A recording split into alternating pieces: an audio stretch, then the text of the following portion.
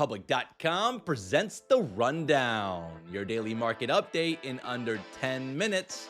My name is Zaid Admani, and today is Friday, June 13th.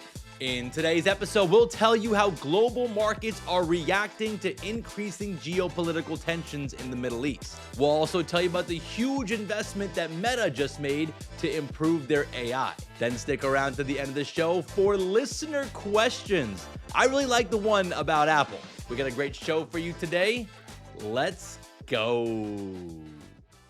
Markets were back in the green on Thursday with the S&P 500 jumping 0.4% and the Nasdaq adding 0.2%. We're about halfway through the month of June, and it had been relatively quiet for the markets. There had been no big drama, no big moves. In fact, we haven't had a single 1% day movement in the stock market all month. But that streak might be ending today. Overnight, Israel launched an airstrike on Iran, and that has global markets rattled. Oil prices have seen the biggest impact, spiking more than 8%, with crude hitting $73 a barrel. Gold prices also hit 2-month highs, trading at over $3,400 an ounce. And U.S. stocks are deep in the red. I'm recording this before the market opens, and the S&P 500 and Nasdaq are both down more than 1% in pre-market trading. So yeah, investors woke up to some serious geopolitical tension, and the markets are a bit on edge. We'll have to see how the situation develops over the weekend. President Trump has called for Iran to make a deal,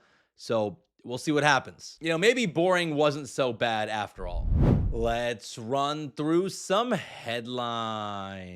Starting with Apple. Apple is now sending nearly every iPhone made in India straight to the US. This is according to new data from Reuters. Between the month of March and May, 97% of iPhones exported from Foxconn's India plant ended up in the US with a total value of $3.2 billion.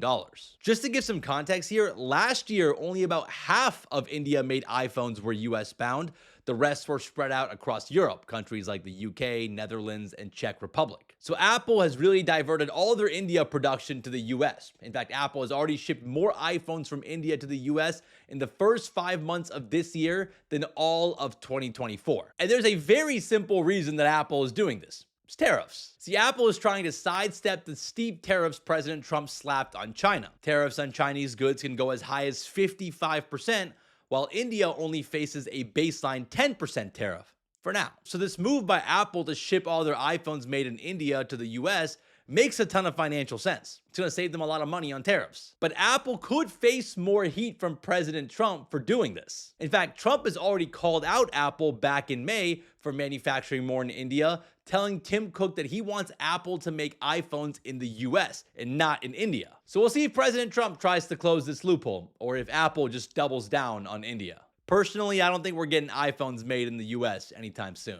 Let's shift gears and talk about Meta, because they just finalized a $14.3 billion investment into Scale AI for a 49% stake of the AI data labeling company. This whole story is really interesting and kind of weird. For one, Meta isn't just outright buying Scale AI, likely to avoid regulatory issues. But as part of this deal, Scale's founder, Alexander Wang, and some key employees are leaving the company to join Meta. So it sounds like to me that Zuck just dropped $14 billion to hire Alexander Wang and some AI experts. Wang is going to be leading Meta's new super intelligence team. Yeah, that's actually the name of it.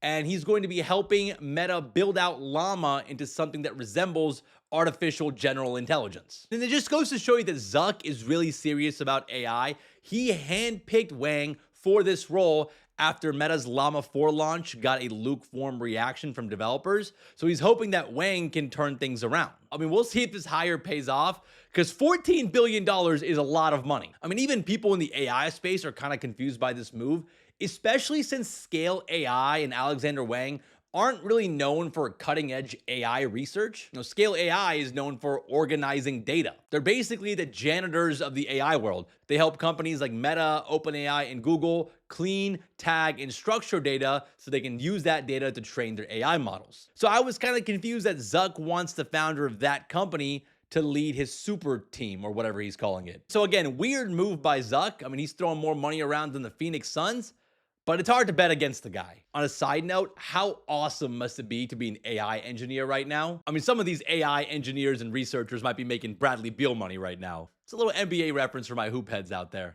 Let's talk about some stocks making moves today. Shares of RH, the luxury furniture company formerly known as Restoration Hardware, are bouncing back this morning after the company reaffirmed its revenue forecast and laid out a new strategy to combat tariffs. See, RH gets a lot of inventory from China, so tariffs have been a major headache. But now they're planning to shift more of their production out of China, and they're also delaying major new product concepts until 2026, basically waiting to see how this whole global tariff drama thing plays out. RH stock had been getting crushed lately. It's down more than 60% in the past 6 months, but investors seem to be liking this new game plan, and the stock is bouncing back more than 20% this morning. On the flip side, airline and cruise stocks are taking a hit this morning, with investors getting jittery after Israel launched an airstrike on Iran. There's concerns that rising geopolitical tensions can cause consumers to rethink their travel plans, not to mention the fact that oil prices just spiked 8%, which could directly eat into the profits of these companies. As a result, their shares are down this morning. Also, Adobe stock is taking a hit this morning, even though the company beat earnings and raised their guidance. Earnings per share came in at $5.06, with revenues at $5.87 billion. Both those numbers were ahead of Wall Street estimates. But the stock is still down 5% today, likely because investor sentiment around Adobe has been shaky, with AI disrupting the creative software space. I see these insane AI videos pop up on my feed every day. So Wall Street is looking for more than just solid earnings. They're worried that Adobe might get disrupted by AI. Let's wrap the show with some listener questions. That's right, we're trying something new today. It's the summertime. I thought we'd try to mix it up a bit. First question we have is from Mr. Garrettson on Spotify. They asked that the end of the TikTok ban delay is coming up on June 19th. How do you see this playing out? Is Trump going to taco again? I feel like this TikTok ban isn't getting a lot of attention right now. There was a report in the Wall Street Journal a couple days ago that Trump was planning to extend the deadline for a third time. I'm not sure how much longer this is going to drag out. There seems to be no reports that TikTok is getting closer to a sale, which they have to do to avoid a future ban. So here's my hot take. I think that TikTok does get banned at some point again here in the US. The next question we have is from Kelton. Having just seen the WWDC announcement, is it possible Apple will shift some focus from the consumer segment to the military? It seems like they aren't giving up on the Vision Pro, but instead adapting it to enterprise. That is a great question, Kelton. And I did notice the same thing while watching WWDC. Apple spent a decent amount of time on the Vision Pro and showed off some interesting business use cases for it. I mean, look, I've talked a lot of smack about the Vision Pro, but the tech in it is pretty incredible. The problem is that it's just too expensive for most people. So I think one day what might happen is that we're gonna get two versions of the Vision Pro.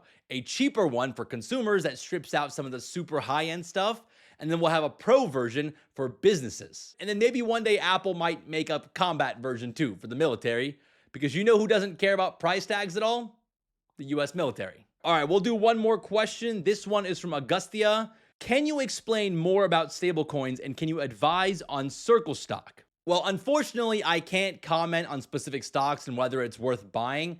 I'm not trying to get in trouble from our compliance people, but we are going to talk more about stablecoins and Circle on our weekend deep dive episode, which is coming out tomorrow. I've actually already recorded a part of it. It might be one of our best ones we've ever done. So if you want to learn more about stablecoins and Circle, keep an eye on your podcast feed this weekend and go give that episode a listen. Well, all right, guys, that's the rundown for today. That's the rundown for this week. If you guys enjoy our show and have like 8 extra seconds, consider giving us a 5-star rating on Apple or Spotify. And if you do listen on Spotify, don't forget to vote in today's Spotify poll. Leave us a comment on Spotify.